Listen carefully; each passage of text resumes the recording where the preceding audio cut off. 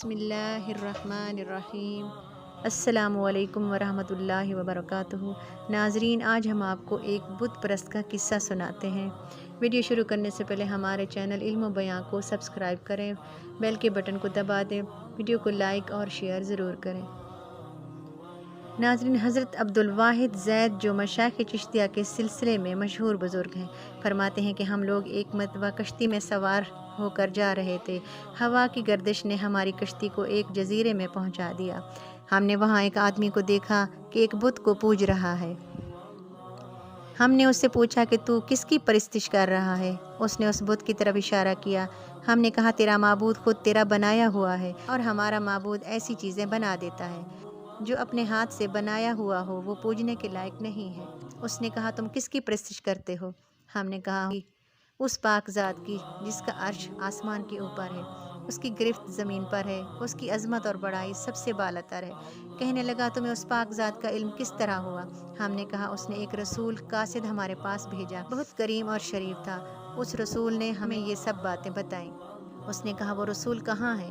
ہم نے کہا کہ اس نے جب پیغام پہنچا دیا اور اپنا حق پورا کر دیا تو اس مالک نے اس کو اپنے پاس بلا لیا تاکہ اس کے پیغام پہنچانے اور اس کو اچھی طرح پورا کر دینے کا صلہ اور انعام عطا فرمائے۔ اس نے کہا کہ اس رسول نے تمہارے پاس کوئی علامت چھوڑی ہے؟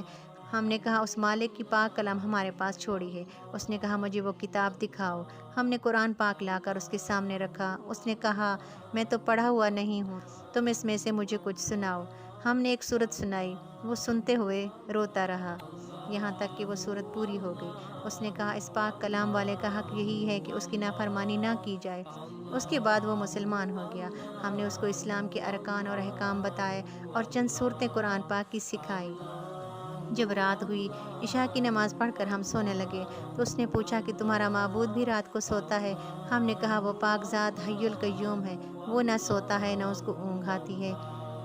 وہ کہنے لگا، تم کس قدر نالائق بندے ہو کہ آقا تو جاگتا رہے اور تم سو جاؤ۔ ہمیں اس کی بات سے بڑی حیرت ہوئی۔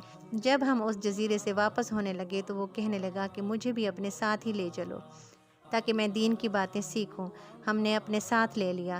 جب ہم شہر آبادان میں پہنچے تو میں نے اپنے ساتھیوں سے کہا کہ یہ شخص نو مسلم ہے، اس کے لیے کچھ معاش کا فکر بھی چاہیے۔ ہم نے کچھ درہم چندہ کیا اور اس کو دینے لگے۔ اس نے پوچھا، یہ کیا ہے؟ ہم نے کہا، کچھ درہم ہیں، ان کو تم اپنے خرچ میں لے آنا۔ کہنے لگا، لا الہ الا اللہ، تم لوگوں نے مجھے ایسا راستہ دکھایا جس پر خود بھی نہیں چلتے۔ میں ایک جزیرے میں تھا، ایک بت کی پرستش کرتا تھا، خدا پاک کی پرستش بھی نہ کرتا تھا۔ اس نے اس حالت میں بھی مجھے ضائع اور ہلاک نہ کیا، حالانکہ میں اس کو جانتا بھی نہ تھا۔ پس وہ اس وقت مجھے کیوں کر ضائع کرے گا جب میں اس کو پہچانتا بھی ہوں، اس کی عبادت بھی کرتا ہوں۔ 3 دن کے بعد ہمیں معلوم ہوا کہ اس کا آخری وقت ہے، موت کے قریب ہے۔ ہم اس کے پاس گئے، اس سے پوچھا کہ تیری کوئی حاجت ہو تو بتا۔ کہنے لگا، میری تمام حاجتیں اس پاک ذات نے پوری کر دی ہیں، تم لوگوں کو جزیرہ میں میری ہدایت کے لیے بھیجا تھا۔ شیخ عبدالواحد فرماتے ہیں کہ مجھ پر دفعتاً نیند کا غلبہ ہوا، میں وہیں سو گیا تو میں نے خواب میں دیکھا کہ نہایت سرسبز شاداب باغ ہے، اس میں ایک نہایت نفیس قبہ بنا ہوا ہے، اس میں ایک تخت بچھا ہوا ہے، اس تخت پر ایک نہایت حسین لڑکی، اس جیسی خوبصورت عورت کبھی کسی نے نہ دیکھی ہوگی، یہ کہہ رہی ہے، خدا کے واسطے اس کو جلدی بھیج دو۔ اس کے اشتیاق میں میری بے قراری حد سے بڑھ گئی۔ میری جو آنکھ کھلی تو اس نو مسلم کی روح پرواز کر چکی تھی۔ ہم نے اس تجہیز تکفین کی اور دفن کر دیا۔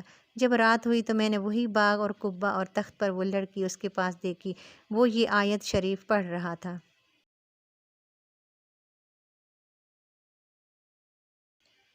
جس کا ترجمہ ہے، اور فرشتے ان کے پاس ہر دروازے سے آتے ہوں گے اور ان کو سلام کرتے ہوں گے، جو ہر قسم کی آفت سے سلامتی کا مژدہ ہے، اور یہ اس وجہ سے کہ تم نے صبر کیا تھا اور دین پر مضبوط جمے رہے۔ پس اس جہان میں تمہارا انجام بہت بہتر ہے۔